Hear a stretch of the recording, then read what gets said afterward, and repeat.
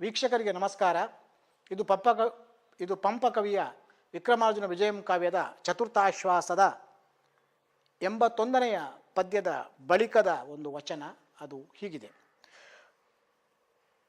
ನೋಡಿ ನಾಡಾಡಿ ಎಲ್ಲದಾಕೆಗಳ ಜೋಡೆ ಗೈತಂಗಳಂ ಕಂಡಿದು ಮನೆಯಾಣ್ ಮನಂ ಮಾರುವಂದಮಲ್ಲದೆ ಪೂಮಾರುವಂದ ಮಲ್ತೆಂದು ಮುಗುಳ್ನಗೆ ನಗುತುಂ ಬರ್ಪಂ ಒಂದೆಡೆಯೊಳ್ ಮನೆಯಾಣ್ಮನ ಕಣ್ಣಮೆಯೇ ಕಾಂಡಪಟಂ ಆಗೆಯುಂ ಬಗೆಯಾಣ್ಮನ ಕಣ್ಣೆಮೆಯೇ ದೂದವೀಗಾಗೆಯುಂ ಬಗೆದೆಡೆಯನೈದಿ ಬಗೆದ ಬಗೆಯಂ ಬಗೆದಂತೆ ತೀರ್ಚಿಪೋಪ ಜೋಡೆಯರಂ ಕಂಡು ವಿಕ್ರಮಾರ್ಜುನ ನಿಂತೆಂದಂ.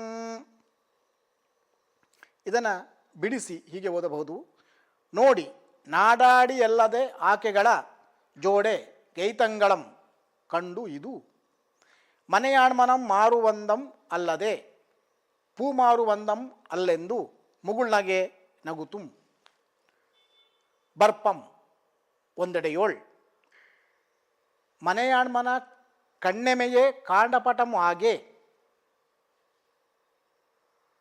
ಬಗೆಯಾಣ್ಮನ ಕಣ್ಣೆಮೆಯೇ ದೂದವಿಗೆಯುಂ ಆಗೆಯುಂ ಬಗೆದ ಎಡೆಯಂ ಐದಿ ಬಗೆದ ಬಗೆಯಂ ಬಗೆದಂತೆ ತಿರ್ಚಿ ಪೋಪ ಜೋಡೆಯರಂ ಕಂಡು ವಿಕ್ರಮಾರ್ಜುನಂ ಇಂತೆಂದಂ.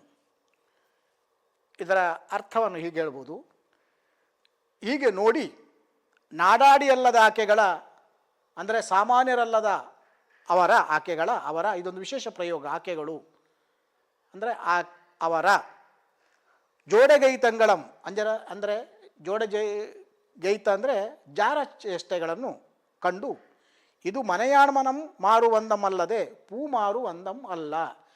ಇದು ತನ್ನ ಮನೆಯ ಗಂಡನನ್ನು ಮಾರುವಂತಹ ರೀತಿಯೇ ಹೊರತು ಹೂ ಮಾರುವ ರೀತಿ ಅಲ್ಲ ಎಂದು ಮುಗುಳ್ನಗೆ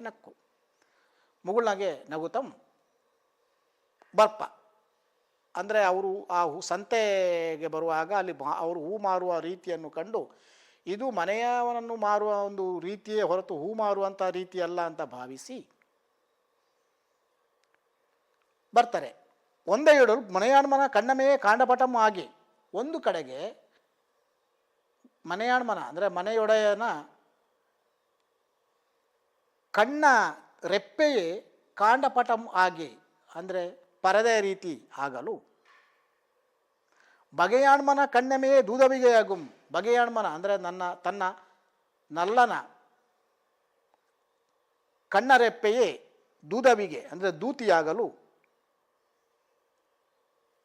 ಬಗೆದ ಎಡೆಯಂ ಐದಿ ಬಗೆದ ಬಗೆಯಂ ಬಗೆದಂತೆ ಅಂದರೆ ಬಯಸಿದ ಇಚ್ಛೆಯನ್ನು ಬಯಸಿದ ರೀತಿಯಲ್ಲಿ ಬಗೆದ ಎಡೆಯನ್ ಐದಿ ಬಗೆದ ಬಗೆಯಂ ಬಯಸಿದಂತೆ ತೀರ್ಚಿ ಪೋಪ ತಾನು ಏನನ್ನ ಬಯಸಿದಳೋ ಆ ಬಯಕೆಯನ್ನು ಬಯಸಿದ ಹಾಗೆಯೇ ಮಾಡಿ ಅಂದರೆ ತನ್ನ ಪ್ರಿಯಕರನ್ನು ಕೂಡಿ ಪೋಪ ಜೋಡೆಯರಂ ವೇಶ್ಯೆಯರನ್ನು ಕಂಡು ವಿಕ್ರಮಾರ್ಜುನಂ ಅಂದರೆ ಹರಿಕೇಸರಿ ಅಥವಾ ಅರ್ಜುನ ಈ ರೀತಿ ಹೇಳ್ತಾನೆ.